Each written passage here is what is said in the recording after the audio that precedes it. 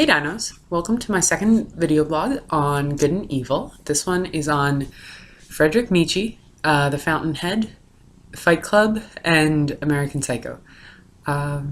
So let's get started on that.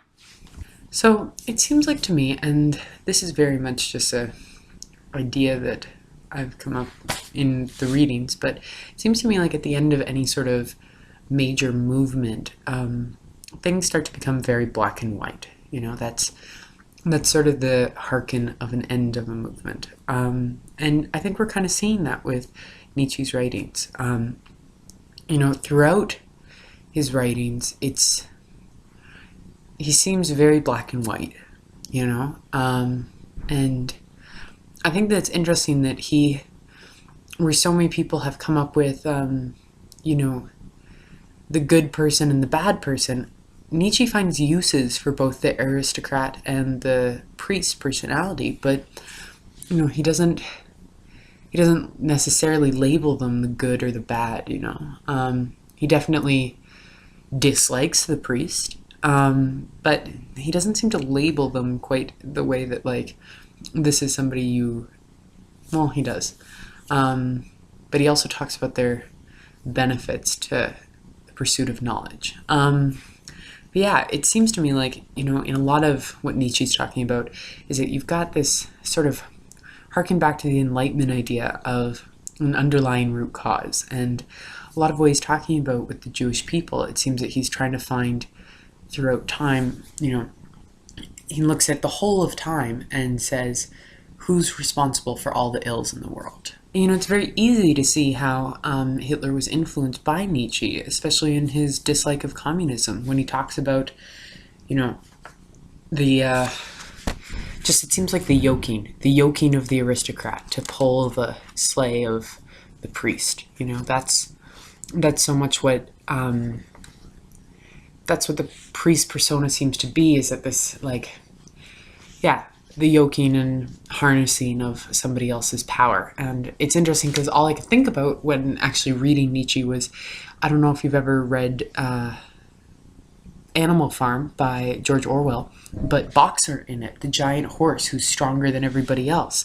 They attach him to the sleigh and he's driven and driven and driven until he dies. And in many ways it seems like that's how Nietzsche is describing the priestly attitude, is that it yokes itself in an almost parasitic way to others and then drives them until they die.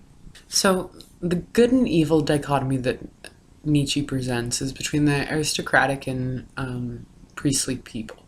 But to be honest, in reading Nietzsche's writings, I feel like the real good and evil dichotomy is in his source hunting. Much the way that he's talking about the Jewish people is the way that he describes the priests. And that's kind of ironic in a lot of ways, but just that sort of source hunting for evil. Like, I agree with the dichotomy that he's creating, but I think in a lot of ways that the examples he's using, the way he's describing it, is very much a priestly sort of thing to do. So a good example of the priests yoking in sort of the aristocrats is when Nietzsche says, a good modern example of the latter is Marabout, who lacked all memory for insults and meanness done to him, and who was unable to forgive because he had forgotten. Such a man simply shakes off vermin which would get beneath another's skin, and only here, if anywhere on earth, is it possible to speak of loving one's enemy. The noble person will respect his enemy, and respect is a bridge to love. Indeed, he requires his enemy for himself as his mark of distinction, nor could he tolerate any other enemy than the one whom he finds nothing to despise and much to esteem. Imagine, on the other hand, the enemy conceived as by the rancorous man, for this is his true creative achievement. He has conceived the evil enemy, the evil one, as a fundamental idea, and then as pendant he has conceived a good one himself. So I think a lot of what Nietzsche's trying to say here is that if you have a concept of good and evil, a concept of judgment, a concept of, what is right and what is wrong in the world and in society, if you have that concept of judgment, you are very much a priestly person. Then there are the others who, he uses the example of Marabout, who simply act, right or wrong. It's not necessarily good or bad in the larger sense, but it's right or wrong for them in that moment, in their heart. And yeah, I think that's a very interesting idea. So in Ayn Rand's Fountainhead, we have this, which is basically like an embodiment of Nietzsche's genealogy of morals. We have this man, Howard Rourke, who's, sorry, I was about to sneeze there, who's the embodiment of aristocratic values. He throughout the story, he comes up against all these odds and all these people trying to, rein him in and change him and change the way he does architecture and limit him in so many ways. And he continually strives to just be like, fuck off. I'm doing my own thing and it's the right thing and it's what I feel compelled to do. So I'm going to do it. And, he has this opposite, Peter Keating, and between them there's this woman, and it's a very interesting dynamic of like these priestly and aristocratic values, because she is so much a shuttlecock between these two ideas and is being drawn back and forth between this harnessing tradition and this like liberating tradition in so many ways.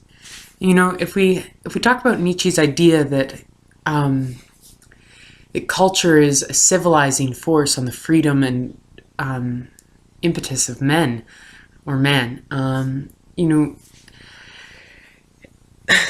what we really struggle with is, being over-civilized. And maybe that's why people need the harsh release of video games that are violent and aggressive. Maybe that's why we need aggressive TV. Maybe that's one of the things that, like,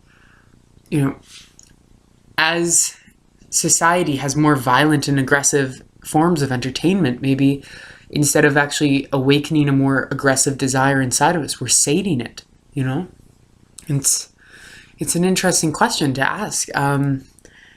In the show Fight Club's really interesting because I think that in many ways it's an inverse paradigm of what you have in Nietzsche, but there's this whole concept of like the need to release aggression when you're standing across from somebody, and these men are fighting against the established order, much in an aristocratic way.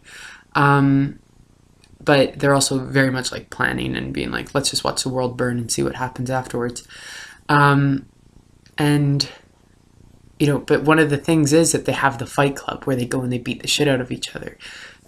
Just because it's so natural to want to have that like impulsive, aggressive action and the need to release it. So maybe one of the things that we have in the civilization that is so damaging and why people relate so much to Nietzsche and to violent video games and to Fight Club is that they just want to release, like they just want to release. And we're very much in many ways over-civilizing ourselves. Like, yeah, are we over-civilizing ourselves?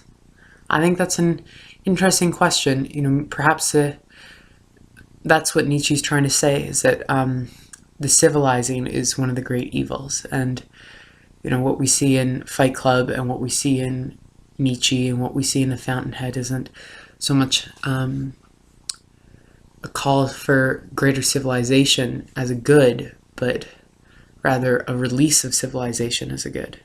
Well, that's all we got for you today, Dinos. Have a great day.